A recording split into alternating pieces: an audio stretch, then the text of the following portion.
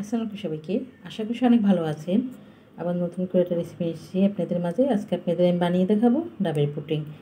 চলুন রেসিপিটা দেখে আসা যাক। কেউ ডাবের পুডিংটা বানিয়ে থাকি অবশ্যই এই গরমে ডাবের পুডিংটা বানিয়ে খেয়ে দেখবেন, খুব ভালো লাগবে। মন প্রাণ সব জুড়িয়ে যাবে। এই যে ডাবটা এখন আমি কেটে নিচ্ছি। এই যে ডাবটা কিন্তু কেটে হওয়ার পরে এই যে মেটটা গ্যাসে ঢেলে নিচ্ছি। ঢেলে নেওয়া হয়ে গেছে। এখন আমি ডাবের পানিটা এখন আমি জাল পেরে নেব। এখানে আমি একটা হাঁড়িতে দিয়ে নিলাম, দিয়ে দিচ্ছি 2 টেবিল চামচ আগার পাউডার দিয়ে নিচ্ছি। দিয়ে যে আমি চুলায় বসানোর আগে কিন্তু একটু লাড়া দিয়ে নিচ্ছি। চুলায় বসালে কিন্তু একবার দলা পেকে যাবে। এই যে এখন আমি চুলায় বসিয়ে জাল পেরে নেব।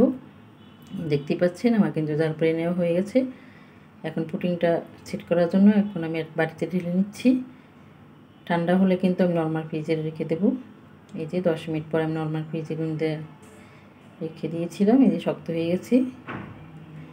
এখন এক বাটিতে আমি ঢেলে নিচ্ছি। কেমন হয়েছে দেখতেই পাচ্ছেন, পুডিংটা আমার খুব সুন্দর হয়েছে। এখানে কিছুটা আমি চকলেট দিয়ে নিচ্ছি সৌন্দর্যের জন্য। একবার হলেও কিন্তু এই গরমে এই ডাবের পুডিংটা বানিয়ে খেয়ে দেখবেন, খুব ভালো লাগবে। বাচ্চারা তো খুব শখ করে খাবে।